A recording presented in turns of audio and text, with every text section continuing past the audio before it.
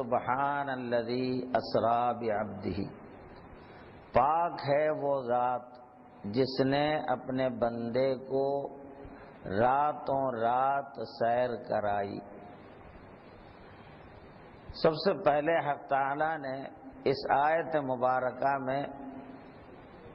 معراج شریف سے متعلق جتنے شکوک و شبہات ہو سکتے ہیں،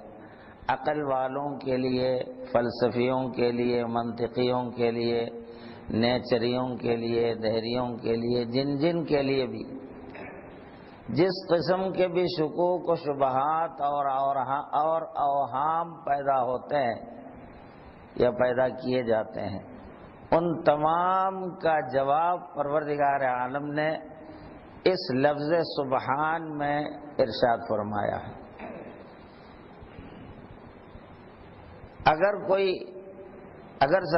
اگر یہ فرماتا، حق تعالیٰ یوں فرماتے کہ میرے حبیب نے سیر فرمائی، یا خود حضور صلی اللہ علیہ وسلم کا یہ ارشاد ہوتا کہ میں نے راتوں رات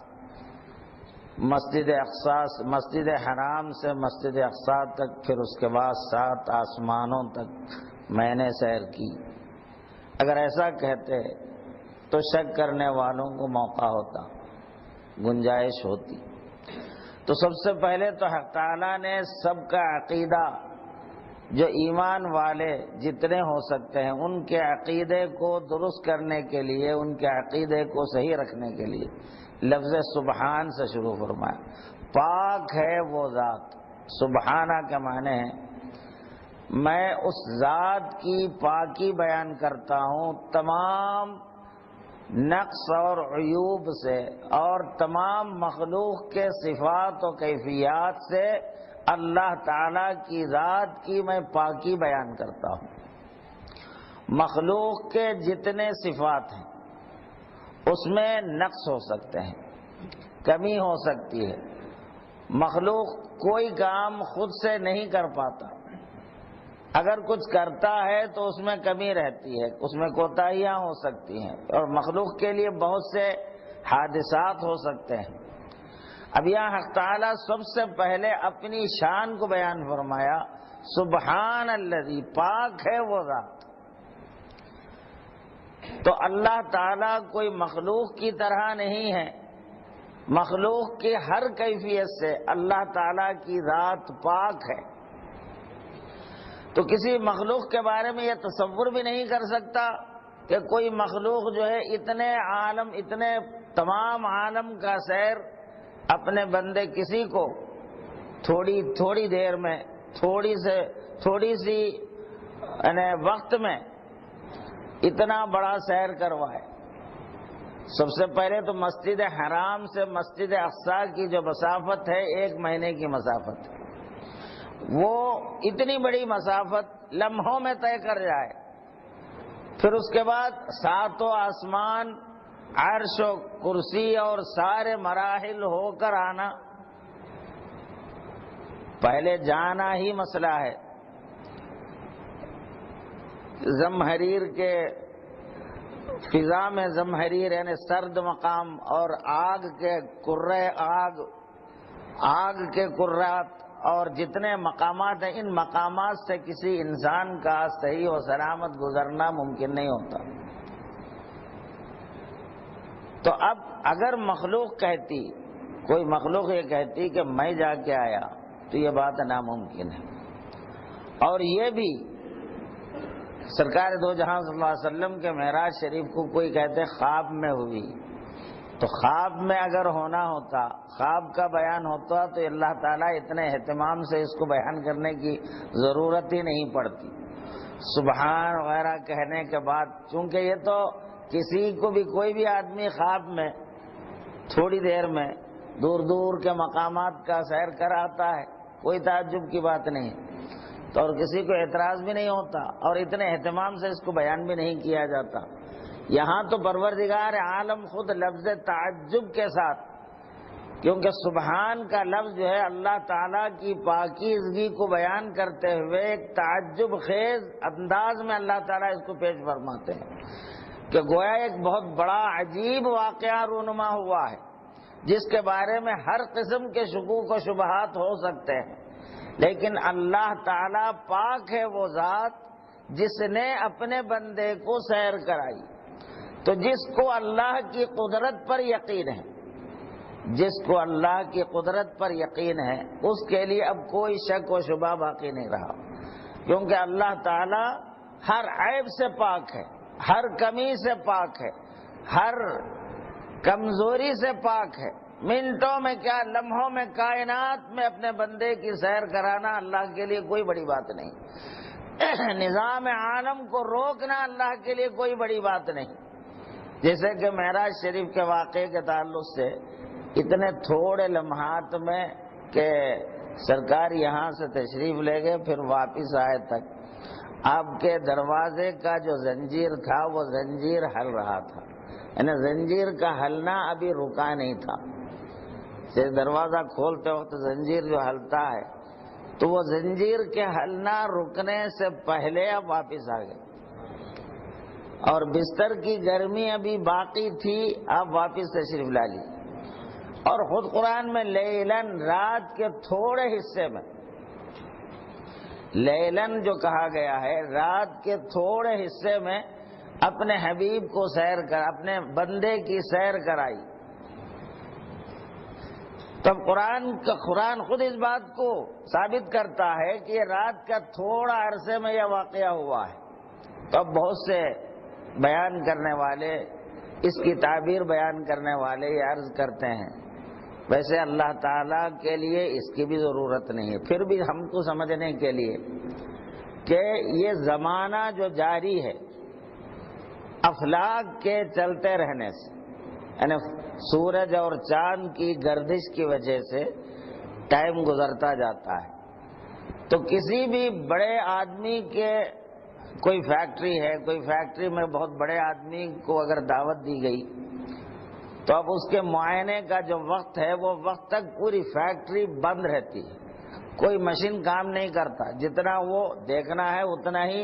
چیزوں کو دکھایا جاتا ہے، مابقی پوری چیزیں ان کے آنے والے کے اہتمام میں بند کر دی جاتی ہیں۔ تو اس طرح حبیب پاک کے اہتمام، اللہ تعالیٰ نے اس اہتمام کے ساتھ اپنے حبیب کو آسمانوں پر بلایا ہے، تو حبیب پاک کے اہتمام اور آپ کی عظمت کی خاطر افلاک عالم کو روک دیا ہو، سورج اور چاند کی گردش کو اگر روکا ہے تو وقت جہاں سے شروع ہوا وہیں رہتا ہونا، اب وہ جگہ سے ہٹتا نہیں ہو۔ اب سرکار جا کے پورا سفر ختم ہونے کے بعد پھر جب چالو ہو تو وہاں سے پھر شروع ہوتا۔ تو اب اگر اس بیچ میں برسوں گزر بھی جائے تو وقت تو نہیں جاتا، وقت وہاں کا وہیں رہتا ہے۔ تو اس طرح بیان کرنے والوں نے بیان کیا ہے، ممکن ہو اللہ کے لیے کوئی بڑی بات نہیں، اور اللہ تعالیٰ کے لیے لمحوں میں حبیب پاک کو یہ پوری کائنات میں پہنچا کر واپس لانا، یہ بھی اللہ کے لیے کوئی بعید نہیں۔ اور سب سے زیادہ شک کرنے والے جو شک کرتے ہیں، معراج جسمانی جو ہوئی ہے،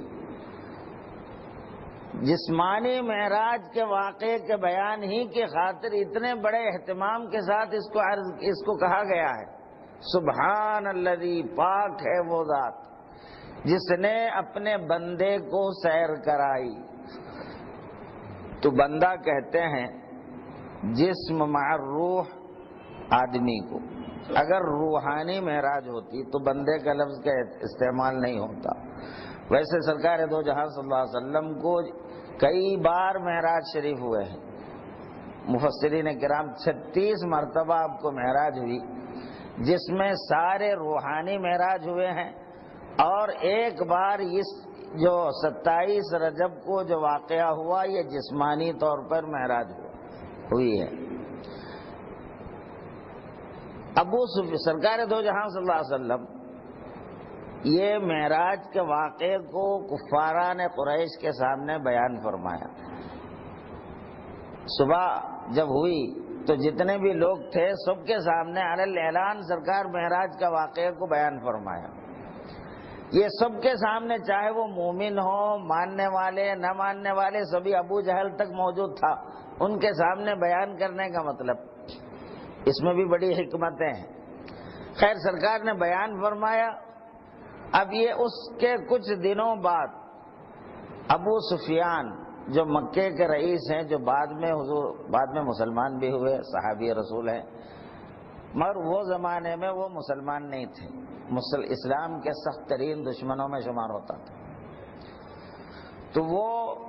ملک شام میں جو قیصر جو بادشاہ تھا، وہاں کا جو بادشاہ تھا عیسائیوں کا، وہ بادشاہ کی محفل میں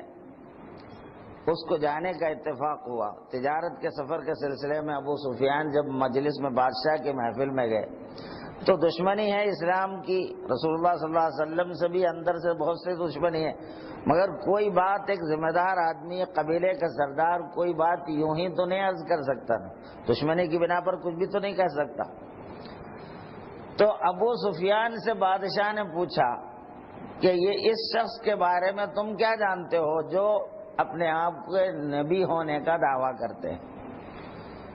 تو ابو سفیان نے، چونکہ وہ قبیلے کے سردار ہے، کوئی غیر ذمہ دارانہ بات زبان سے نہیں بول سکتے، تو اس نے کہا اس ایک واقعے کی وجہ سے آپ اندازہ کر لیں گے کہ وہ کتنے صحیح ہیں۔ بادشاہ سے کہا کون سا واقعہ؟ تو کہا کہ وہ ایک دن صبح ہم لوگوں سے بیان کرنے لگے کہ رات کے تھوڑی دیر میں وہ مکے سے نکل کر بیت المقدس پہنچے اور وہاں بیت المقدس میں انبیاء کی امامت کی، پھر وہاں سے آسمانوں کا سیر کر کے آئے۔ تو کوئی عقل مند تو ایسے واقعے کو قبول نہیں کر سکتا۔ تو اس وقت جب یہ ابو سفیان یہ واقعہ بادشاہ کے سامنے آپ کو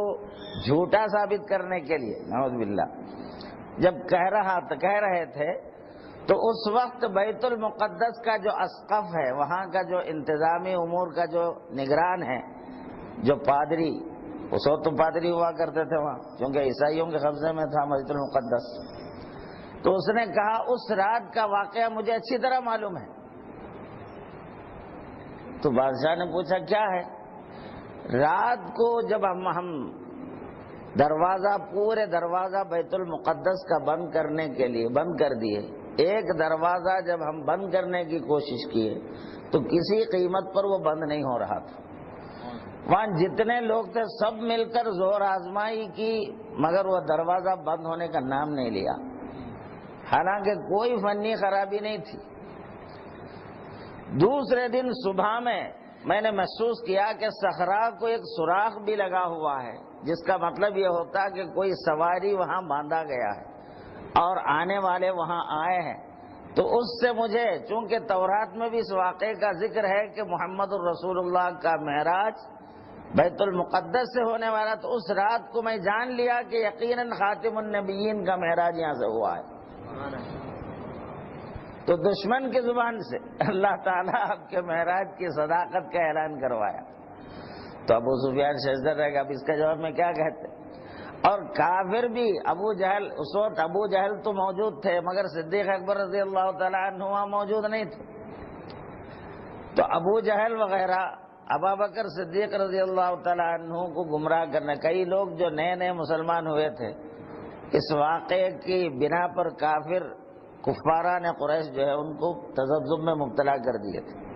کچھ لوگ جو ہے شک و شبہ میں بھی پڑ گئے۔ تو ابو بکر صدیق رضی اللہ تعالی عنہ کو گمراہ کرنے کے ارادے سے ابو جہل اور اس کے ساتھی مل کر گئے کہ کیا اب بھی تم اپنے ساتھی کو مانو گے؟ تو کہا کہ کیا ہوا؟ تمہارے ساتھی کا یہ اعلان ہے کہ وہ رات کے تھوڑی دیر میں بیت المقدس جا کے آئے اور پھر آسمانوں پر صبح جا کے آئے۔ تو سرکار حضرت ابوبکر صدیق رضی اللہ عنہ سے پوچھا تم سے کس نے کہا؟ تمہارے خود صاحب نے کہا۔ ہاں میرے صاحب نے اگر کہا ہے تو یقیناً میں تصدیق کرتا ہوں کہ وہ حق ہے کہ آپ جا کر آئے۔ تو ابو جہل کو ارے تم یہ بات کوئی مانتے ہو؟ ارے اس سے بڑھ کر تو میں مانتا ہوں ان کی بات کو، تو یہ بات ماننے میں مجھے کیا ہے؟ جبریل کا سدرا سے لمحوں میں آنا جانا جب میں نے مان لیا ہے تو خود سرکار